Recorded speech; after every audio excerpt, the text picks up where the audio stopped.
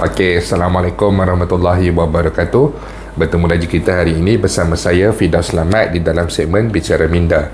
Jadi bagi yang baru pertama kali datang untuk menonton ke channel saya ucapkan terima kasih banyak-banyak. Saya mohon sampai anda untuk subscribe ke channel saya. Bagi yang dah subscribe, saya mohon anda untuk kongsikan video ini kepada rakan-rakan dan juga ahli keluarga anda. Semoga apa yang saya nak kongsikan pada hari ini adalah satu perkongsian yang bermanfaat untuk kita semua, insya-Allah. Okey, jadi video ini adalah saya hendak memberi sedikit respon berkenaan dengan satu laporan media, beberapa laporan di media-media lah. Okey, berkenaan dengan MTUC, Majlis Tindakan Kongres Sekerja, okey, yang mana menolak agar Air diteruskan, sambungan Air diteruskan. Jadi MTUC telah pun menolak cadangan ini dengan alasan bahawa mereka bimbang apabila sampai di umur persaraan kelak, pencarum tidak mempunyai wang yang mencukupi untuk kelangsungan hidup selepas mereka bersara nanti. Okey, yang pertama, kemudian pihak MTUC juga ada memberikan cadangan agar kerajaan memberikan bantuan secara bulanan sebanyak 1,200 ke 1,500 kalau tak salah saya kepada pencarum-pencarum ini daripada golongan B40 dan juga M40. Okey, jadi sebenarnya apa yang dikatakan, disampaikan oleh MTUC ini adalah berasas, ada asasnya, ada logiknya, tetapi kaedah penyelesaiannya tu dan juga penolakan secara bulat-bulat ni bukanlah satu idea yang baik, dan juga kaedah penyelesaian juga bukanlah ada satu idea yang baik. Jadi sebenarnya MTUC sepatutnya lebih terbuka dalam hal ini dan mencari penyelesaian atau memberikan cadangan kepada pihak kerajaan untuk melaksanakan sambungan air sinar ni, tapi pada keadaan yang lebih baik, yang lebih sistematik. Sebagai contoh, apa yang boleh dilakukan? Yang pertama, okey, penolakan ni adalah satu tindakan yang tidak wajar, okey, kepada saya lah, pendapat secara peribadi. Hal ini adalah kerana apabila MTUC tidak menggalakkan untuk sambungan air sinar ni, mereka mencadangkan untuk diberikan bantuan kepada golongan B40 dan juga M40 RM1,200 sebulan. Ini akan meningkatkan kapasiti perbelanjaan negara, yang mana kerajaan telah pun menyemak semula bantuan BPR, bantuan GKP telah diberikan secara tambahan melalui program pemekasan tambahan, dan juga dalam masa terdekat 1 atau 2 hari lagi bantuan yang besar akan diumumkan, yang mana dijangkakan kemungkinan besar BPN juga mungkin akan disambung, BPN 3.0. Jadi jika hendak diberikan bantuan ini secara bulanan, ini adalah satu beban yang sangat besar kerana penerima air sinar berjumlah kira-kira 6.7 juta. Jadi daripada 6.7 juta ni, dia melibatkan semua kategori. Seperti mana yang saya telah kongsikan secara peribadi, saya melihat ada juga individu daripada golongan M40 yang agak selesa sehingga kepada T20 ni yang bergaji 10,000 ke 11,000 ke atas macam tu, mengeluarkan juga air sinar. Sebab survivor setiap orang ni tak sama. Itu yang pertama. Malah Tengku Zafrul ni ada berkongsi dalam laman Facebook beliau, boleh semak. Beliau berkata orang yang beliau kenal di sekeliling, sama ada saudara mara ataupun kenalan beliau, ada juga yang mengeluarkan air sinar. Itu kenalan ataupun saudara mara Tengku Zafrul. Mereka sendiri pun mengeluarkan air sinar. Jadi apabila hendak diberikan cadangan, diberikan bayaran bulanan sebanyak 1,200, itu adalah idea yang menarik. Tetapi bagaimana pula dengan golongan T20 ataupun M40 yang berada pada tahap yang agak maksimum ni? Bagaimana pula dengan keadaan mereka? Apa yang mereka boleh dapat? Sebab walaupun mereka bekerja, walaupun pendapatan mereka tinggi, 11,000 ke atas dan sebagainya, pepatah peribahasa mengatakan besar periuk, besarlah keraknya. Jadi mereka hidup selama ini dalam keadaan pendapatan mereka yang sepatutnya. Jadi disebabkan oleh pandemik ini, semua orang terjejas. Semua orang terjejas, memerlukan perbelanjaan tambahan untuk pemakanan, untuk penjagaan kesihatan, PDPR, dan bermacam-macam kos lain lagi, bil elektrik dan bil air dan sebagainya. Jadi apabila disasarkan kepada golongan M40 dan B40 saja, ini seolah-olah menafikan hak T20.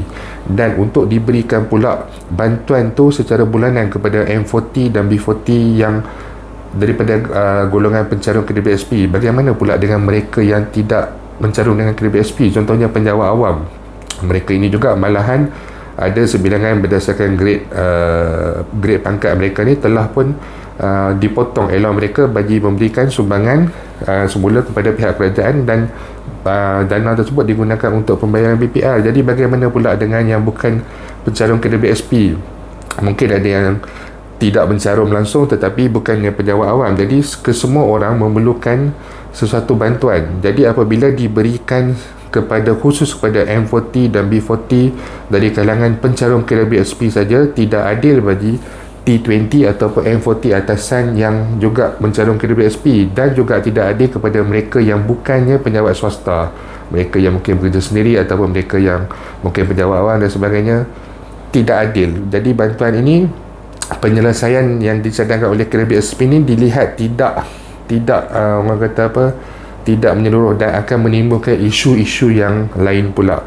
Sebenarnya salah satu penyelesaian telah pun diberikan yang mana kredit BSP boleh mengoptimumkan kadar dividen pada tahun-tahun. Seperti yang dijangkakan, kadar dividen dalam tahun-tahun mendatang ini dijangkakan akan menurun disebabkan oleh pengeluaran air sinar, air lestari dan pandemik COVID-19. Jadi kadar pelaburan dan sebagainya mungkin akan merosot. Tetapi laporan kewangan suku tahun pertama kredit BSP pada tahun ini sangat memberangsangkan. Dia menunjukkan satu keuntungan yang di luar jangkaan, di luar biasa. Jadi kadar dividen boleh dioptimalkan bagi memaksimalkan baki di dalam akaun pencarum ni, walaupun tidak boleh dapat balik apa yang telah dikeluarkan. 10,000 keluar pasal air sinar sebelum ini, dan kalau kata disambung mungkin boleh keluar 10,000 lagi, dah jadi 20,000. Mungkin dividen tu tak boleh sampai ke tahap 20,000 kalau kata sampai seseorang itu besar sekalipun, tetapi apabila dioptimalkan, ia dapat sedikit banyak membantu untuk mengurangkan jarak di antara baki caruman sebelum dan juga caruman yang selepas. Kurang-kurang untuk kelangsungan hidup apabila bersara itu masih lagi berada dalam keadaan yang baik. Macam mana nak kekalkan dividen? Dengan membenarkan aliran masuk wang ke dalam kredit BSP dengan lebih baik lagi. Macam mana nak bagi aliran masuk wang dengan lebih baik lagi? Bukalah caruman pilihan sendiri. Sekarang ni limit 60,000, tingkatkanlah jadi tidak ada had dan sebagainya. Jadi kredit BSP boleh memaksimalkan kadar pelaburan dan sebagainya. Tidak perlu menjual aset, tidak perlu menjual bond negara, band negara dan sebagainya. Jadi caruman jika dibenarkan lebih daripada 60,000 caruman pilihan sendiri, saya yakin ramai yang akan berpindah, kerana kredit BSP antara salah satu syaratnya adalah kredit BSP perlu membayar dividen sekurang-kurangnya 2.5% untuk konvensional kepada pencarum. Walau macam mana sekalipun prestasi keuangan, 2.5% itu adalah wajib. Jadi 2.5% itu adalah kadar terendah yang wajib diberikan kepada pencarum.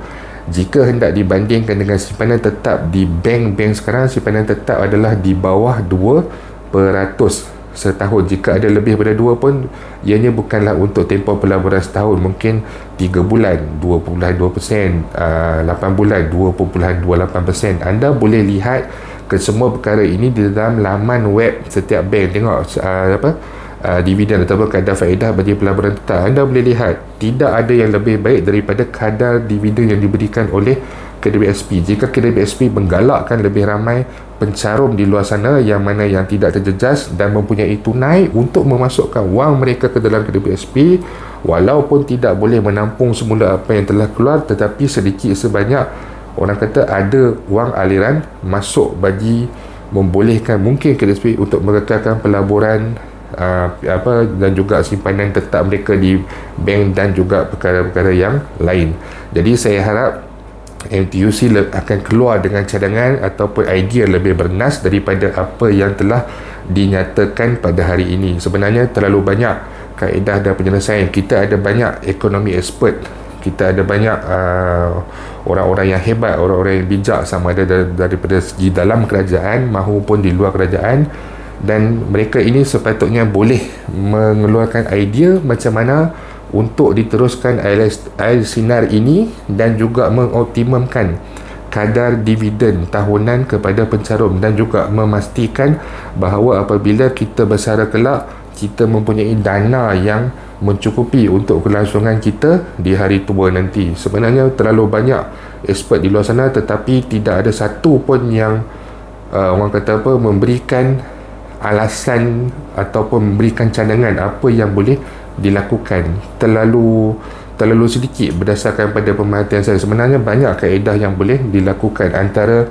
mahu ataupun tidak sahaja. Okey, jadi saya rasa cukup respon saya untuk hari ini, dan ini adalah pandangan peribadi saya, tapi tidak ada apa yang saya boleh janjikan ataupun jamin terhadap sebarang sambungan iCina 2.0. Itu adalah keputusan daripada pihak kerajaan. Saya cuma berharap pihak-pihak yang tidak bersetuju ataupun hendak menolak, saya harap anda berfikiran dengan lebih bernas dan mencari satu penyelesaian ataupun memberikan satu cadangan yang lebih baik daripada yang telah diberikan sekarang. Okey, itu saja untuk hari ini. Terima kasih banyak kerana sudi datang untuk menonton. Jika anda mempunyai cadangan, komen boleh utarakan di ruangan YouTube saya maupun di ruangan Facebook saya. InsyaAllah jumpa lagi. Jangan lupa share, jangan lupa untuk subscribe. Assalamualaikum warahmatullahi wabarakatuh.